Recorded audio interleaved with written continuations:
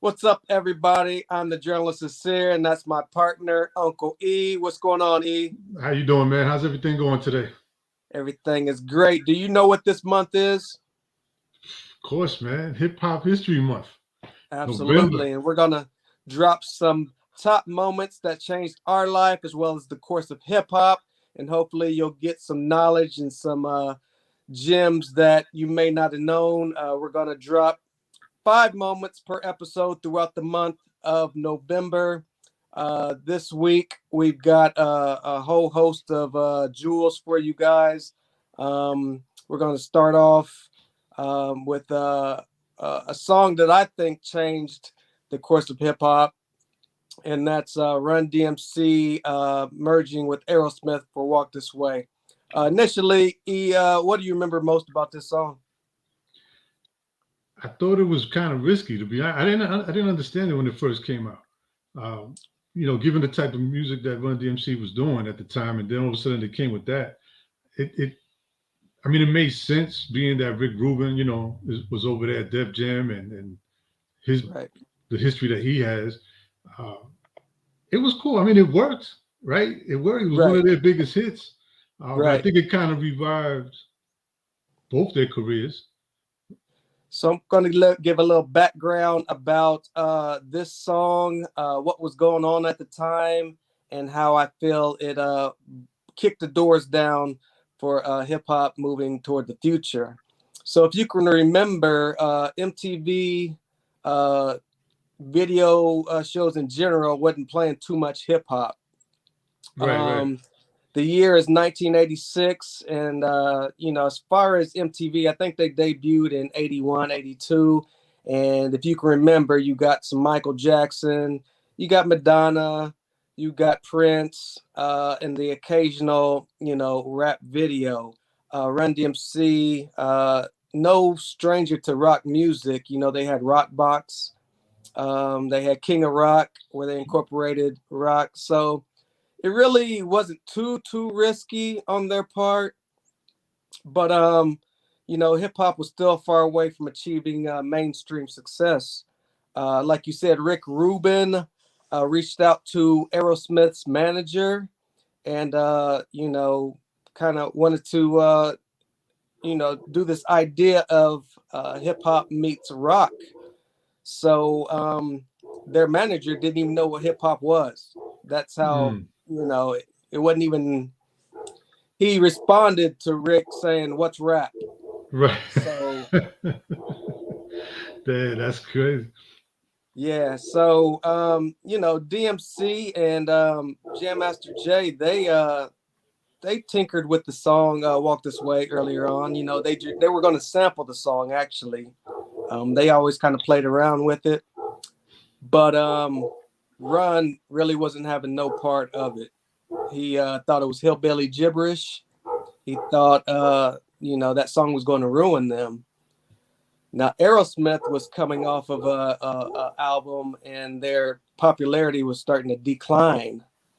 So they were open to the idea of collaborating with Run DMC.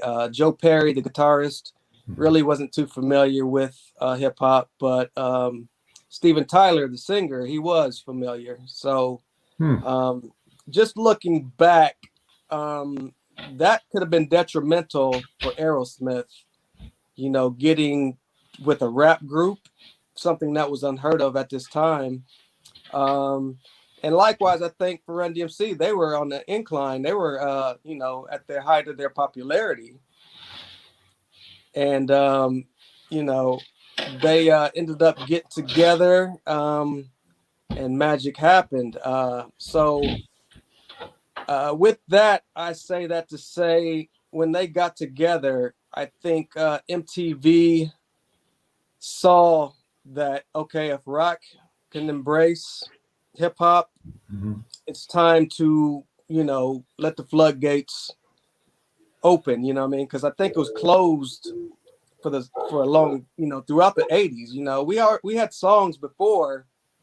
Right. We had Curtis Blow, Grandmaster Flash, Houdini, but I don't think they were getting that play that On MTV, I don't, from what I remember, not really. right, Like you said, I believe that right there opened up the doors more, or at least maybe MTV embraced it more. Uh, right, I think they looked at it like, well, if they accept this genre of music or whatever this is going on right now, then maybe there's something here, right? And they probably, somebody there, I'm sure, caught on to the fact that it might broaden their viewership, right? And have more people tuning into MTV. right. A fun Makes fact sense. about a fun fact about that situation: Aerosmith got paid $8,000 for a 1 day session to do that song. So that was Eight, a incentive to go ahead and yeah, explore. for 1 day, for one session, Right, right, that's not bad, especially not back then. exactly. Right? Run DMC's Raising Hell at the time ended up going 3 times platinum, and Aerosmith went on to sell 10 times more albums than their previous effort. If you can remember that video, Run DMC was in a session. On the other wall, Aerosmith was in a session. It was perfect. They were kind of battling it out because of the noise. And then I believe Steven Tyler ended up going through the wall, Yeah, and toward yeah. the end, coming together as a unity call, basically. So I just think this was single-handedly the reason why rap got accepted on MTV, and I'll explain later with a show catered around hip hop a year after this song hit the scene. So single-handedly, I think this was one of the most important songs in hip hop history, showing unity, bridging the gap, and kicking the doors open for hip hop moving forward in the late '80s till right now. But what did you have when you heard the song for the first time? What did you think? Um, I wasn't mad at it. I thought it was catchy. I think I thought it was Run DMC's song, featuring Aerosmith. Oh, right. Oh, right. Okay. Originally, Yeah, yeah. yeah. I didn't hear Aerosmith's version first. Me either. I didn't know. So I heard it probably way after, actually. right. So it just seemed as if they were featuring Aerosmith. Anytime that song comes on, I think Run DMC probably comes to mind more than Aerosmith. So Yeah, yeah. You definitely don't. Uh, when if you first hear the beginning of the song, you're thinking Run DMC. right. And I think that initially that's why they liked the song so much. Before the idea came about, they were going to sample the song. And then the idea Okay. came, hey, why not, bring these two groups together?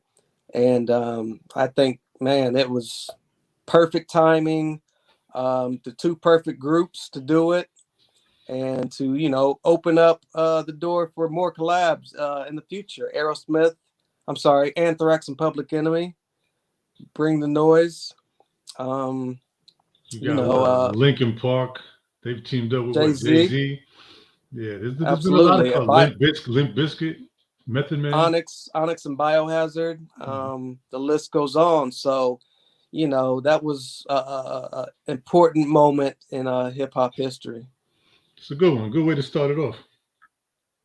Good way to start it off. So I guess it's on me now, right? It's on you, baby. All right. Well, to start off with, I want to highlight an artist by the name of Jimmy Spicer. Mm, Um, many might remember his song "Money Dollar Bill, Y'all." He had the Bubble Bunch. What was the other one? The Adventures of Super Rhyme, which was like what was that, like 10 minute long, 7 minutes long, right? right. Uh, I want to highlight him because, for one, I find okay. So I first heard "Money Dollar Bill, Y'all." I remember I was in the park in Manhattan playing around with some of my friends. Somebody had that song playing, and it stood out to me. Something about the beat, the way he was rhyming. the hook. I think, to be honest with you, the hook itself with the beat was what really caught me. It was something about that, money, dollar, dollar bill, y'all, and they just kept repeating it, and I loved it. Like, it was one of the first songs that actually got me hooked on hip hop, because that Right. one, that's about, what was that, 83, 82, 83 when that one came Hmm. out. I'm 10 years old. Right. You know what I mean? I'm 10 years old when that comes out. So that was one of the first ones that really caught my attention and got me really trying to figure out what this was exactly. So that's why I wanted to highlight Jimmy Spicer. The other thing is that in the span of his career, he only had 6 songs. You know Mm. what I mean? That's it. But his name has never been forgotten. Like, his name is very important to hip hop. And I find it amazing that with a flood of artists that have come out from the 70s to now, his name is still relevant with only 6 songs. You know what I mean? Wow. So to me, that's amazing. His song "Money Dollar Bill" has been sampled or used about 40 different times, 40 different Wow. artists. Uh, Wow. you know, of course, Wu Tang with Cream is probably the most memorable one. Right. But let me see, you have Kanye West used it, Montel Jordan for that song. This is how we do it. It's in there. Mary J. Blige, the Happy remix. AZ doing that. What else? What else? You had Carl Thomas even used it. Song called First Love. So, and there's a whole list. You could look that up and find more of it, but that's just to go. It goes to show you how important somebody like Jimmy Spicer was. Then you have the Bubble Bunch, another song, right? That Busta Rhymes used, the Busta Bus, and I believe, if I'm not mistaken, I think Jay-Z used it as well in one of his songs. I Okay. might be wrong, but I think he did use that also. Um, so he. Oh, and then also, if I'm forgetting, one of the his last in 2010, he had a song called "Money Can't Buy You Love." And what I found cool about that is that for the video, he had Cypher Sounds co-directed that video, so that Dope. was pretty cool. Um, so he still was trying to do his thing, and he unfortunately passed away uh, from some complications that he had. But he was like 61, I believe it was 2019 when he passed away. Mm. 61 years old, and that song, "The Adventures of Superman," was actually 13 minutes long. You know what I mean? And what's cool about that also is that you have MCs like Slick Rick, right? Dana Dane, a lot of these storytellers, but Jimmy Spicer kind of was before that. So he kind of led the way when it came to that storytelling type of rhyming and music. So that was another thing I found pretty cool about him. And yeah, but that's one of the reasons why I wanted to highlight him, uh, because I feel, like I said, I feel that he's very important because of the impact that he made. Mm-hmm. Only having 6 songs in his whole career. He was signed to Def Jam for a short period of time. That was about 1985, and that was for the song "This Is It" slash "Beat the Clock," who, like you were just talking about, for Run DMC, Rick Rubin produced. Uh, so yeah, that's what. Do you let me ask you, do you think he gets Yeah. the credit he deserves? Yes and no. Um, I think what happens is that because his career really was pretty short, and he didn't have, like, let's say, an album, a complete album that was a classic. It was more like the singles. I think at a certain point in time with the early generation, they really don't have a clue to who he is Right. amongst the people from our era, right? Give him all the credit and flowers that he deserves. But no, I don't think it's mentioned enough in the media and publications and stuff like that these days, so that the younger generation can know who he was. Because I'm sure that they listen to certain songs that might have, like I said earlier, a sample or something from him and don't have a clue. So Right. Yeah, no, I guess to answer your question, not really, not in this day and age. But Right. that's why changing of the hip hop guards is here, right? So that we can bring light some of these artists and events that happened in hip hop that people might not know of. Right. And Exactly. look, I might be corrected. That super rhymes 15 minutes, Oh wow, you extra 2 minutes. extra 2 minutes right there. That's You crazy. know, yeah, man. So that's what I have on Jimmy Spicer. No doubt. Moving forward, I talked a little bit about one of the most influential songs in hip hop history, Run DMC featuring Aerosmith, Walk This Way, and how it kicked the doors open for hip hop moving into the future. That was 1986.